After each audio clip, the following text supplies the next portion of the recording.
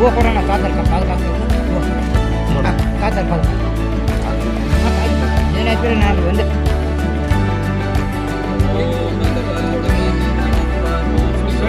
ಸ್ವಲ್ಪ ಹಿಂದೆ ಬರೋಣ ಹಂಗೆ ಗಿರಿಪರ್ವತಗಳ ಒಡೆಯ ನವಖಂಡ ಪೃಥ್ವಿ ನವಕೋಟಿ ಸಿದ್ಧರೇ ಸಿದ್ಧನಾಮವೇ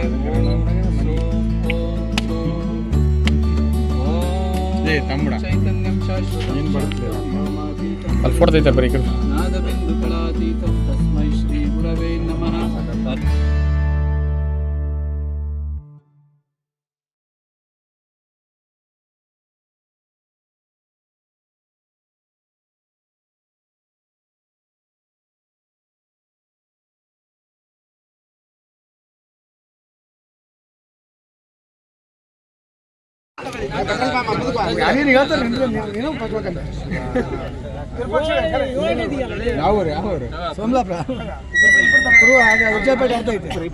ಸ್ವಲ್ಪ ಮುಂದಕ್ಕೆ ಬರೋಣ ಅಣ್ಣ, ಸ್ವಲ್ಪ ಸೈಡ್ ಅಣ್ಣ, ರಿಕ್ವೆಸ್ಟ್ ಅಣ್ಣ, ಸೈಡ್ ಅಣ್ಣ. ಕಲ್ಕಂ ಬಸವರಾಜ್ ಅಣ್ಣ ಕಾಣಕ್ಕಲ್ಲ. ಓಕೆ,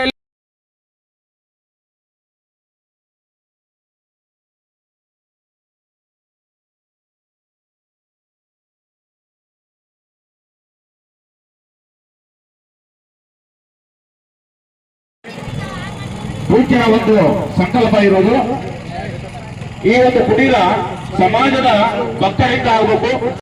SKM ಬೊಮ್ಮನಗೌಡರು ಅವರು ಈ ಒಂದು ಕುಟೀರ ನಿರ್ಮಾಣಕ್ಕಾಗಿ 1 ಲಕ್ಷ ರೂಪಾಯಿಗಳನ್ನು ಅವರು ಭಕ್ತಿಯ ಕಾಣಿಕೆಯಾಗಿ ಪರಮ ಪೂಜ್ಯರಿಗೆ ಸಲ್ಲಿಸ್ತಾ ಇದ್ದಾರೆ. ಅವರಿಗೂ ಅವರ ಕುಟುಂಬದ ಎಲ್ಲ ಸದಸ್ಯರಿಗೂ ಕಾಪಾಡಲಿಕ್ಕೆ ಭಗವಂತನಲ್ಲಿ ಪ್ರಾರ್ಥನೆಯನ್ನು ಮಾಡಿಕೊಳ್ತಾ ಇದ್ದೇವೆ. ಈ ಒಂದು ಕುಟೀರ ನಿರ್ಮಾಣಕ್ಕಾಗಿ 1 ಲಕ್ಷದ 1 ರೂಪಾಯಿಗಳನ್ನು ಇವತ್ತು ಅವರು ದಾನವಾಗಿ ಕೊಡ್ತಾ ಇದ್ದಾರೆ. ಅವರಿಗೂ ಅವರ ಕುಟುಂಬದ ಎಲ್ಲ ಸದಸ್ಯರಿಗೂ ಭಗವಂತ ಆಯು ಆರೋಗ್ಯ ಐಶ್ವರ್ಯ ಸಂಪತ್ತು ಕೀರ್ತಿ ಕೊಟ್ಟು ಸದಾ ಅವ್ರನ್ನ ಕಾಪಾಡಲಿ ಅಂತ ಈ ಸಂದರ್ಭದಲ್ಲಿ ಭಗವಂತನಲ್ಲಿ ಪ್ರಾರ್ಥನೆ ಮಾಡ್ಕೊಳ್ತಾ ಇದ್ದೇವೆ.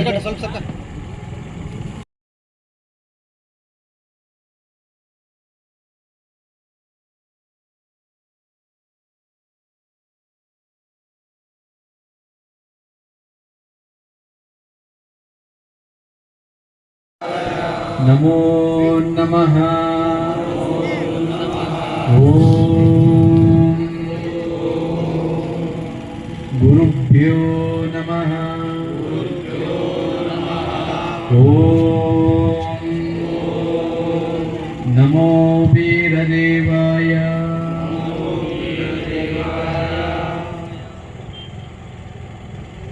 ಆಶ್ಚರ್ಯ, ಆ ಕುರಿ ಹುಲಿಗೆ ಆಶ್ಚರ್ಯ.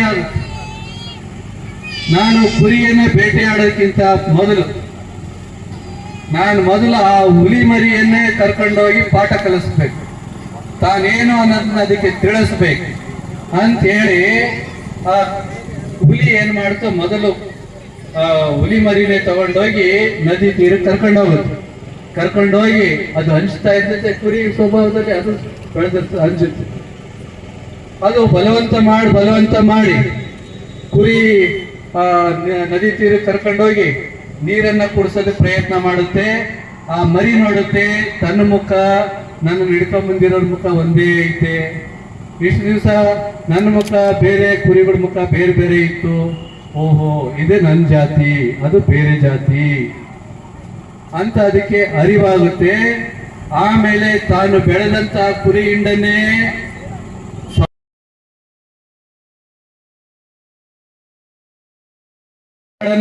ಕುರಿತು ಚರಿತ್ರೆಯನ್ನು ಬರೆಯೋದಕ್ಕೋಸ್ಕರನ ಇಡೀ ದೇಶವನ್ನ ಸಂಚಾರ ಮಾಡ್ತಾನೆ.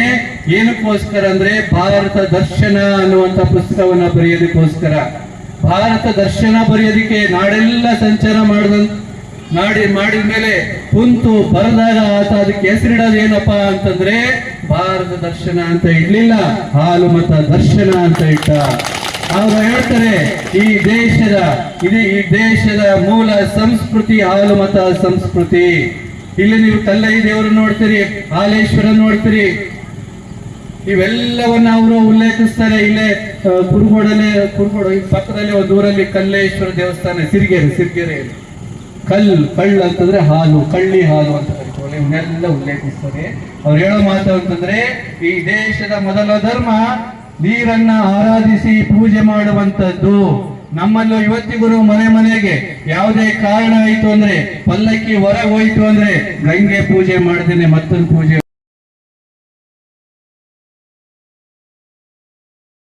ಮಾಡುವಂಥದ್ದು. ನಿಮ್ಮ ಮನೆಗಳಲ್ಲಿ ನೋಡ್ರಿ, ಮನೆ ಓಪನಿಂಗ್ ಮಾಡಿದ್ರೆ ಮೊದಲು ಪೂರ್ವಜರನ್ನ ಸ್ಥಾಪನೆ ಮಾಡಿ ಆಮೇಲೆ ಯಾರೋ ಬ್ರಾಹ್ಮಣರು ಮಂದಿ ಕಾಣ್ಬೇಕಲ್ಲ, ಕಾಣಿಸ್ಬೇಕು. ನಮ್ಮ ಪೂಜಾರಿಗಳು ಇವತ್ತು ಏನೇನು ಗೊತ್ತಿಲ್ಲ, ಹಂಗಾಗಿ ಬೇರೆಯವ್ರನ್ನ ಕರೆಸಿ ಪೂಜೆ ಮಾಡ್ತಾರೆ. ಆದ್ರೆ ಮರೆಯೋದಿಲ್ಲ, ತಮ್ಮ ಹಿರಿಯರನ್ನ ಗದ್ದಿಗೆ ಸ್ಥಾಪನೆ ಮಾಡಿಸೋದು ಮರೆಯೋದಿಲ್ಲ.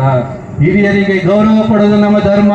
ಹಾಲು ಮತ ಸಂಸ್ಕೃತಿ ಅಂತಂದ್ರೆ ತಂದೆ ತಾಯಿಯ ಸಂಸ್ಕೃತಿ, ಪೂರ್ವಜರ ಸಂಸ್ಕೃತಿ, ತಂದೆ ತಾಯಿಯನ್ನ ಗೌರವಿಸುವಂತಹ ಸಂಸ್ಕೃತಿ. ತಂದೆ ತಾಯಿಗಳನ್ನ ಇವತ್ತು ನಮ್ಮ ಮನೆಗೆ ನಾವೇನು ನೋಡ್ಕೊಳ್ತಾ ಇದ್ದೀವಿ? ನಮ್ಮ ಮೊದಲನೇ ದೇವರು ತಾಯಿ. ಇದನ್ನ ಇಸ್ಲಾಂ ಧರ್ಮ ಹೇಳುತ್ತೆ, ಎಲ್ಲಾ ಧರ್ಮಗಳು ಹೇಳ್ತವೆ. ಅದನ್ನ ಬಿಡ್ತೀವಿ, ತಾಯಿ ತಂದೆನ ಮೂಲೆಗೆ ಹಾಕ್ತೀವಿ.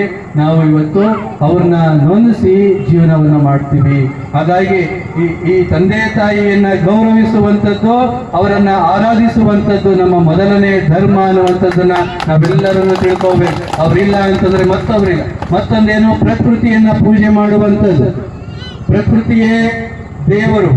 ಗಿಡ ಮರ ಇರಲಿಲ್ಲ ಅಂತಂದ್ರೆ ಗಾಳಿ ಇಲ್ಲ, ಸೂರ್ಯ ಇರಲಿಲ್ಲ ಅಂತಂದ್ರೆ ಜೀವ ಜಗತ್ತಿಲ್ಲ, ನೀರು ಇರಲಿಲ್ಲ ಅಂತಂದ್ರೆ ಯಾವ ಮನುಷ್ಯನ ಬದುಕೇ ಇಲ್ಲ.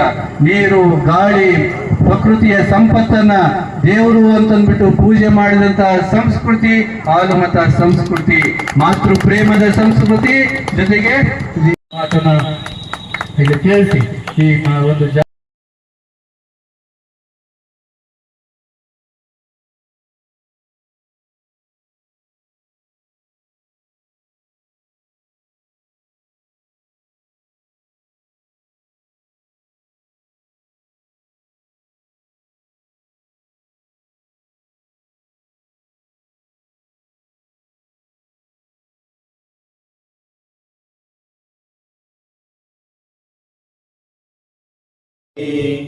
ಅನುದಿನ ಗುರುವಿಗೆ ಅನುರಾಗ ಭಕ್ತಿಯಗೆ ಜನನ ಮರಣ ರಹಿತ ಜಂಗಮಗೆ ಬೆಳಗುವೆ ಪೂರ್ಣಂ ಜಗಂ ಜ್ಯೋತಿ ನಿರ್ಮಲವಾದ ಮನವೇ ಕರ್ಪೂರದಾರುತಿ ನಾನು ಎಂಬನು ನರಕವೇ ಪ್ರಾಪ್ತಿ ನಾಡಿರೋ